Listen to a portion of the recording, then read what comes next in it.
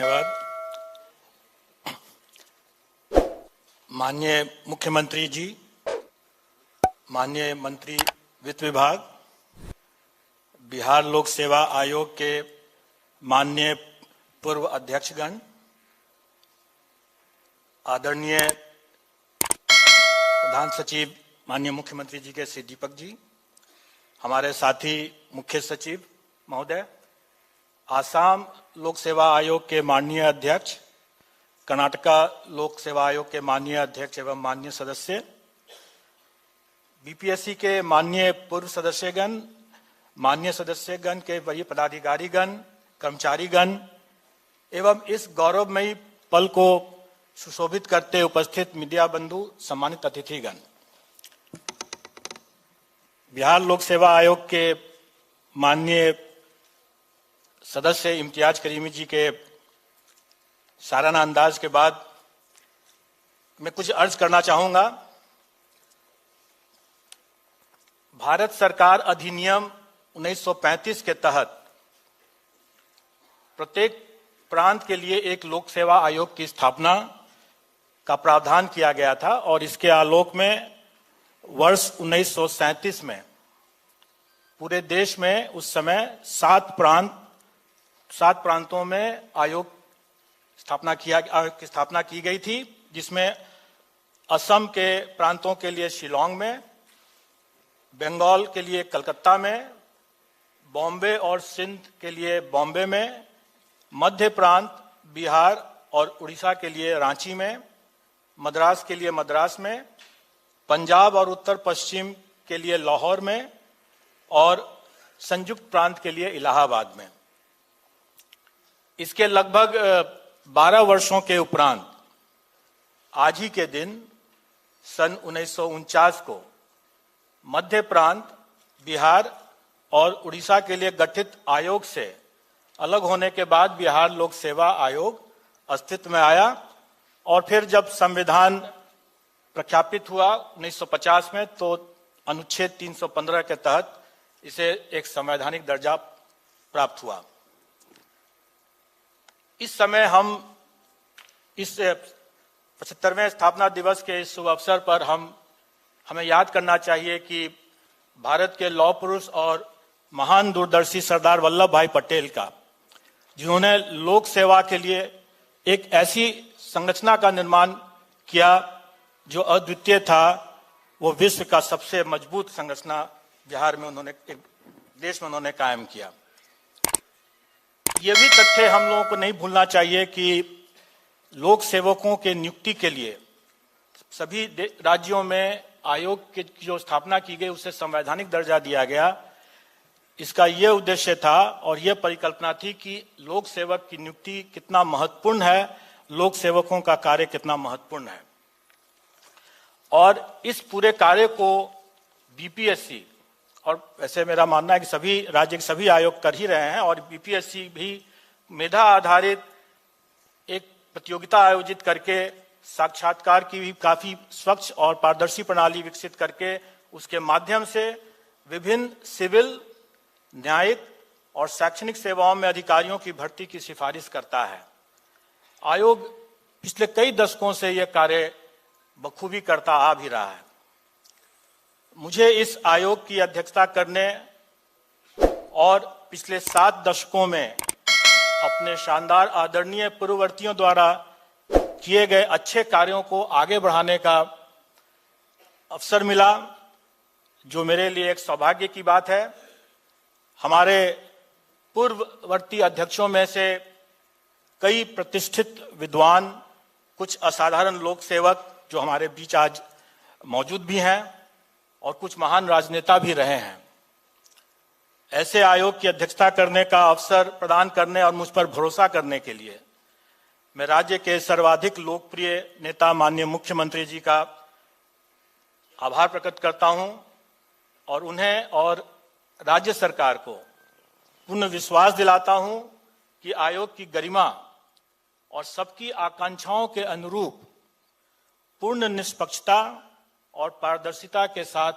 आयोग अपना कार्य करता रहेगा।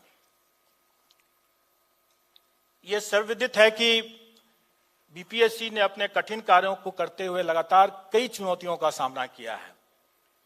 वैसे किसी भी संस्था के लिए यह स्वाभाविक है, खास करके जब इतने लंबे समय से कोई संस्था कार्य कर रही है, तो स्वाभाविक है कि कई चुनौतियां आई हैं और उन सबका बखूबी सामना भी किया गया है। लेकिन किसी भी संस्था को आगे बढ़ाने के लिए और उसे हमेशा प्रासंगिक और निष्पक्ष पारदर्शी बनाए रखने के लिए आवश्यक है कि उस समय की जो भी तत्कालीन जो भी समस्याएं, जो भी चुनौतियां, जो भी अवसर आते हैं, उनको समझने के लिए, उसका सामना करने के लिए और उसके हिसाब से आगे का रास्ता तय करने के लिए तैयार रहना चाहिए। और ऐसा हुआ भी है। अभी अगर हम देखें तो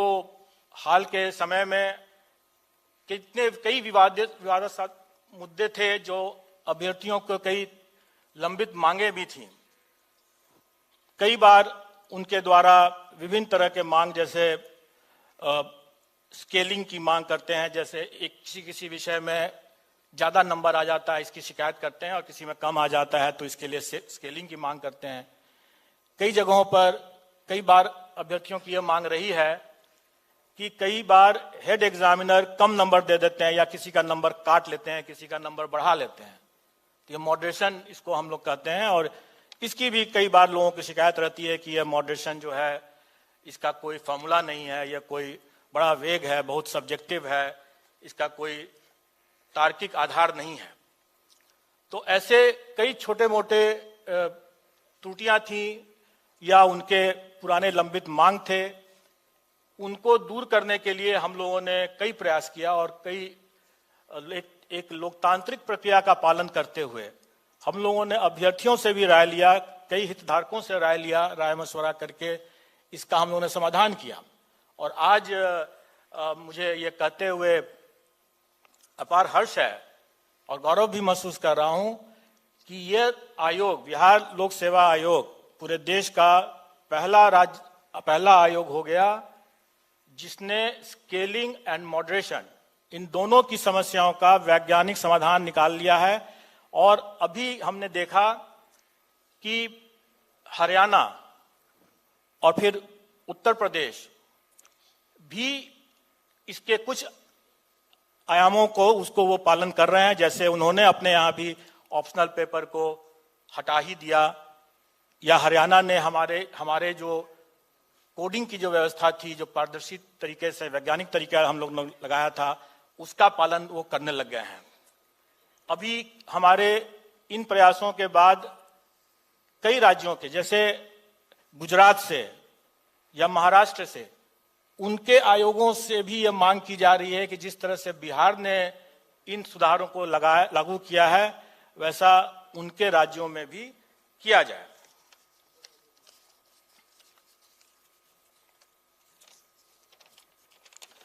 वैसे एक और हम लोगों ने जो सुधार की जो प्रक्रिया की और कई नायाब प्रयोग किए, उसमें एक प्रयोग हम लोगों ने और भी किया है, वो है कि ठीक परीक्षा केंद्र पर, परीक्षा प्रारंभ होने के ठीक पूर्व हम लोगों ने वहां पर ही प्रश्न पत्रों का चयन कर और उसका प्रिंटिंग कर, उसमें अभ्यर्थियों को उन्हीं के समक्ष प्रिंटिंग करके उनका वितरण किया गया। और यह भी प्रयोग हम लोगों ने काफी सफलतापूर्वक किया और इसका भी उदाहरण कुछ आयोग इसको ले रहे हैं, करने जा रहे हैं। मेरा अपना मानना है कि परिवर्तन ही, मतलब चेंज इज कांस्टेंट, एक्चुअली वही एक ऐसी है कि परिवर्तन हमेशा होते रहना है। अगर परिवर्तन नहीं होगा तो एक जड़ता की स्थिति आ जाती है और उसके बाद कई प्रकार की खामियां उभरने लगती हैं। हम लोगों ने देखा कि पेपर लीक वायरल के बाद भी एक तरह का अविश्वास का भी एक वातावरण बन रहा था। लेकिन मुझे हर्ष है ये कहते हुए कि हम लोगों ने जो भी सुधार की जो प्रक्रिया की, उसके आलोक में न केवल हम लोगों ने उसके बाद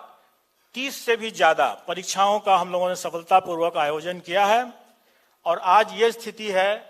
कि हम लोगों ने 67वें पीटी और पुनर्परीक्षा और उसके बाद 68वें पीटी का भी हम लोगों ने सफलतापूर्वक आयोजन कर लिया और एक तरह से कीर्तिमान स्थापित किया, क्योंकि हम लोगों ने 1.5 महीने के अंदर में ही उसका परीक्षाफल भी दे दिया। जबकि गुजरात में,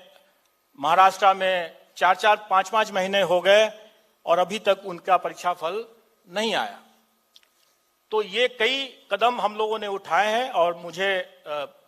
उम्मीद है कि आगे आने वाले समय में जो भी हम लोग फैसला लेंगे एक लोकतांत्रिक तरीके से ही लेंगे और अच्छा लेंगे और लोगों के सबकी सहूलियत के लिए लेंगे। मैं बीपीएससी के सभी अधिकारियों और कर्मचारियों को इस प्रतिष्ठित संस्थान में एक नया अध्याय लिखने में हर संभव मदद करने के लिए बधाई भी देता हूं। इन सभी ने अक्सर बिना कोई छुट्टी लिए, चाहे वो कोई त्योहार का समय हो या कोई और उनकी अपनी निजी समस्या हो, बिना कोई छुट्टी लिए बेहद तनावपूर्ण परिस्थितियों में अपने कर्तव्यों का पालन करने में अनुकरणीय समर्पण, प्रतिबद्धता, दृढ़ता और साहस का प्रदर्शन किया है। यह मैं अपने दिल की गहराई से कह सकता हूं, क्योंकि कई बार मैंने खुद भी अवकाश लिया, अवकाश को उपभोग किया, लेकिन मैंने पाया कि हमारे जितने पदाधिकारी कर्मचारीगण हैं वो रात हो सुबह हो हमेशा वो कार्यरत रहे हैं। और मेरा यह भी मानना है कि ऐसे महत्वपूर्ण कार्य को अगर कोई करता है तो कितना तनाव और कितना दबाव भी उन पर आता होगा,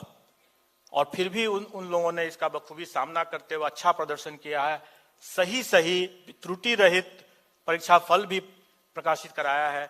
इसके लिए मैं उनको बहुत बहुत बधाई और धन्यवाद देता हूं। मैं राज्य के कुशल राजनीतिक नेतृत्व, आयोग के पूर्ववर्ती माननीय अध्यक्षों, विशेष करके मैं एनके अग्रवाल साहब का और शाह जी का, जो आज हमारे बीच उपस्थित हैं, कई सुधार की जो रूपरेखा इन लोगों ने किया था, आज हम लोग उसका लाभ उठा रहे हैं और उससे आगे फिर बढ़कर के कुछ नए नए प्रयोग भी कर पा रहे हैं। मेरे पुराने साथी मुख्य सचिव महोदय आदरणीय दीपक सर जी, अन्य पदाधिकारीगण, विद्वानों, शिक्षकों, यहाँ पर कई हमारे प्रबुद्ध शिक्षकगण भी हैं यहाँ पर जो हमारे आयोग के इवैल्यूएशन का काम करते हैं, टेक्नोक्रेट्स, मीडिया कर्मी और सबसे बढ़कर छात्रों और अभ्यर्थियों और बिहार के लोगों का बहुत आभारी हूं, जिन्होंने आयोग के अंदर और बाहर से हमारी हौसला अफजाई की है, हमारी हर संभव मदद की है। कई ऐसे क्षण आए हम लोगों के समक्ष जिसमें आंदोलन को भी हम लोगों ने देखा, लेकिन कई ऐसे लोग थे उस आंदोलन में भी जो हम लोगों के पक्ष में और हम लोगों की बातों को समझ रहे थे और हम लोगों को हर संभव मदद भी किए थे। हमें आशा ही नहीं, पूर्ण विश्वास है कि इन सब का सहयोग और स्नेह हमें भविष्य में भी इसी तरह मिलता रहेगा और हम हमेशा उनकी आकांक्षाओं और अपेक्षाओं पर खरे उतरेंगे। जय हिंद।